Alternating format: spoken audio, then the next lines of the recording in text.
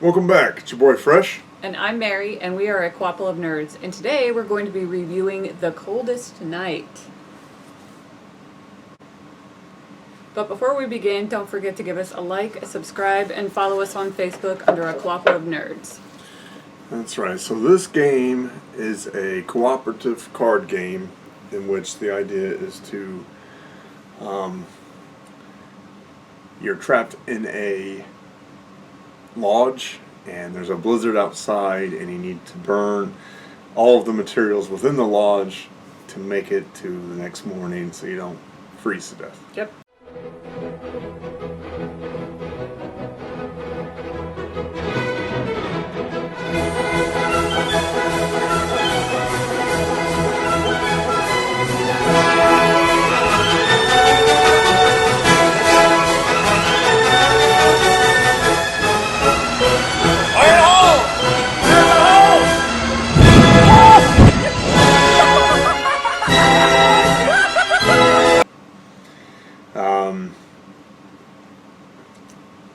You have to keep the fire going. Right. So we're switching up the format a little bit. We're no longer going to grade each individual category. We're just kind of going to go through each category, talk about what we liked and what we thought could have been improved. Okay. So first up, we got story/theme. Well, before we start, this is a game by Brian Bergoini. What? Okay. This is a game by Brian Bergoini. It's 1 to 4 players, 14 and up. It plays in approximately 20 minutes. That's right. I jumped around there. I thought normally you did that before. Sometimes I get caught off. Alright, so story/theme. There is no story. I already gave you the story. That's all there is. But the theme is to keep the fire burning. Right, the theme is to keep the fire burning. And different materials that you put in the fire have different effects on the fire, which I feel is thematic. Yeah. You know, anyone who's had a bonfire knows certain things burn better than others. If you burn a bunch of cardboard, for example, you're going to produce a whole bunch of ash and it can smother the fire. But it is a good way to get the fire started. So that I felt was in theme. I really felt like I was keeping a fire going when we were playing. So it really kind of, it did give you the feel like you were actually there. I wasn't too cold considering it's summer, so I didn't feel cold, but I really felt like I had to work hard to keep this fire going and that it was pretty realistic to life because we all know that getting a fire started and actually keep it going can be pretty rough. Right. The thing that could be improved is if you ever don't have 3 cards in your fire, you get a frostbite card. And these frostbite cards have a value at the top of them. And that value, in order to get rid of it, your fire has to equal exactly that number. I feel like it should have been that number or higher. Or less or something. Well, higher. Cause to be harder. Yeah, the stronger the fire. It feels weird that, so if you have a loss of feeling in your hand from numbness, your teammates get the fire going really hot. You're like, that fire's too hot. I still don't have a loss of feeling in my hand. It has to be exactly at 3 heat. Can we dull it down a little bit? So that didn't feel thematic. But overall, I was very happy with the theme. Alright, so components. Kind of already showed you some of these. So these are the frostbite cards. Again, your fire needs to equal this value. And this is sort of the effects of this particular version of frostbite. There's loss of feeling. Here is paranoia. And, violent shivering. Or as I like to call it, Mary. It comes with some reference cards, effects cards, just one for each player.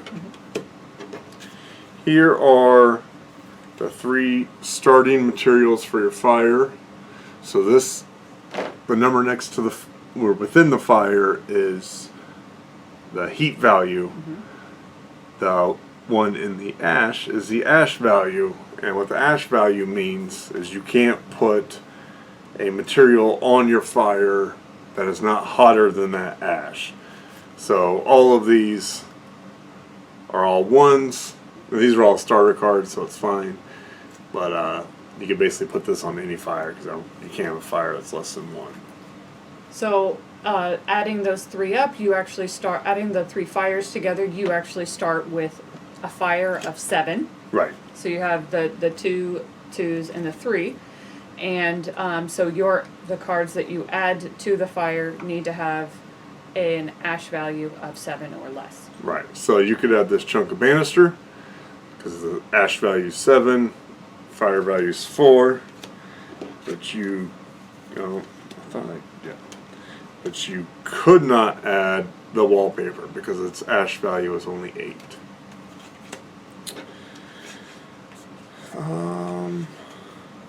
And then there are certain cards that allow you to win, kind of win an extra component. Right. So here, if the heat total is 10 to 13, you gain the backpack. When you play the card.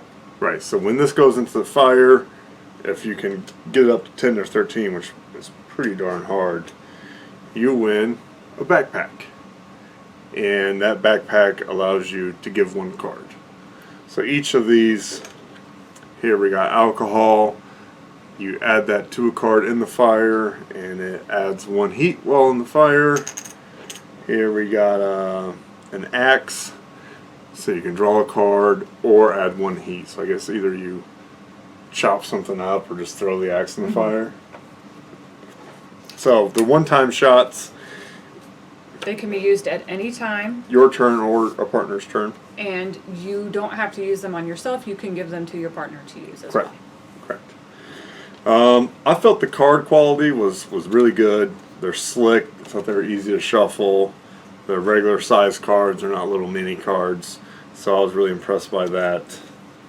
The other part of components is art. And that's probably my biggest beef with this game. So here we have the rug, which looks just like a pile of clothes. Here we have the bed sheets, which is a pile of clothes in a slightly different color value. Here we have wallpaper, which is a pile of clothes in a different color value. Here we have a pillow, which is a pile of clothes with another color value. And that theme goes throughout a lot of these. Got chest and a music box. Again, it's the same picture. They just changed the color. They just changed the colors a little bit. I wouldn't say that there's anything about the artwork that stands out as unique. No.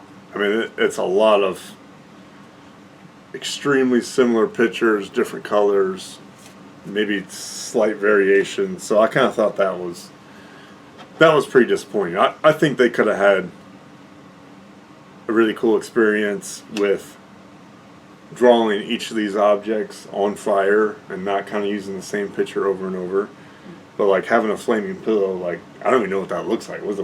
How does the pillow burn? You know, they could have done some like, does the pillowcase burn first? Does the insides burn out? Or it's a simplistic enough game that I think adding in a little bit of time to improve the artwork wouldn't have taken much. Right. Then there's gameplay. See, I think that's it for component / art. So gameplay. This game plays in 20 minutes, which is great. Yeah, for it's great for us. For parents. Sometimes we're tired, but we still want a game, so we can get this in quick. Also, even though the box is a little bit bigger, I do think this is a travel game. I think you could take this to a restaurant or maybe for date night, or maybe a movie theater.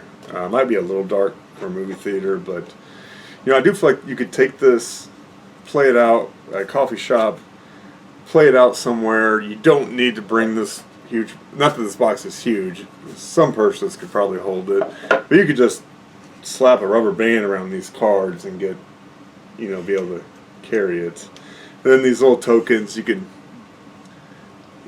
you could probably throw those in a plastic baggie. So I think the portability of it's nice. You could probably fit all the components into a little plastic baggie and put it in your pocket and take it with you. Right. Because my purse isn't that big. I know most women carry purses that are big, but my purse is never that big. I think you have not your main purse, but I think there's a big purse up there. Maybe you got. Oh, we could put it in the bell-bottom parts of your jeans. That would be fine.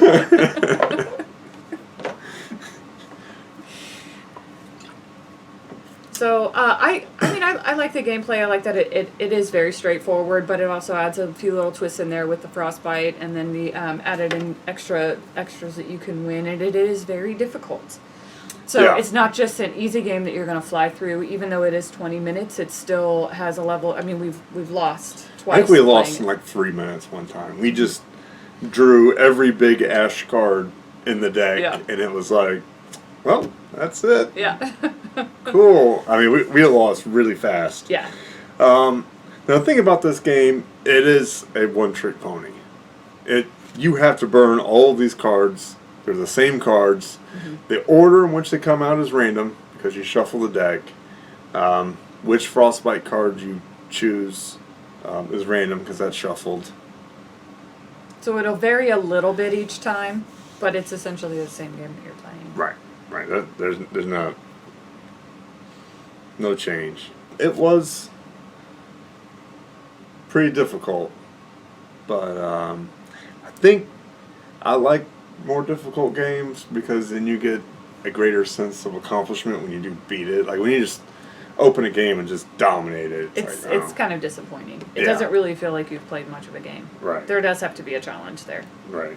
We'll see if this is a fair challenge. We might have to do a house rule about the frostbite. You can be that number or greater because that happened to us in one of our games. It was I think she had a 7 and our fire was at an 8, and it was like couldn't get rid of the frostbite. So for all of our games, we put it into one of 3 categories. Play, which means it hits the table more often than not. Display, which means you keep it on the shelf and break it out when you're in the mood. And stay away means you leave it at a store for someone else to get. So for us, this game is display. We thought we had a lot of fun with it. I don't feel like you would play it all that often because it is the same game each time, just in a different order. But it was a easy breezy 20 minutes. I think that's even generous.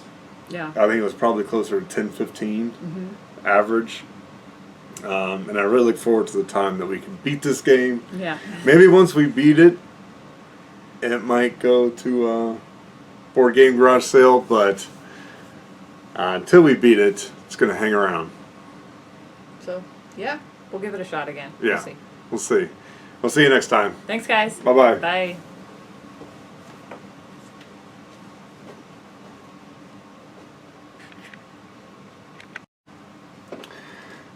Hey, Pumpkin.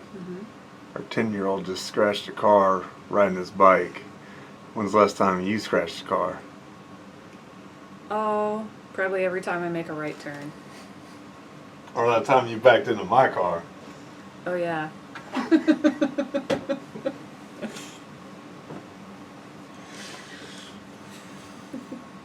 Should have called the cops on you. Yeah. Ready? Mm-hmm.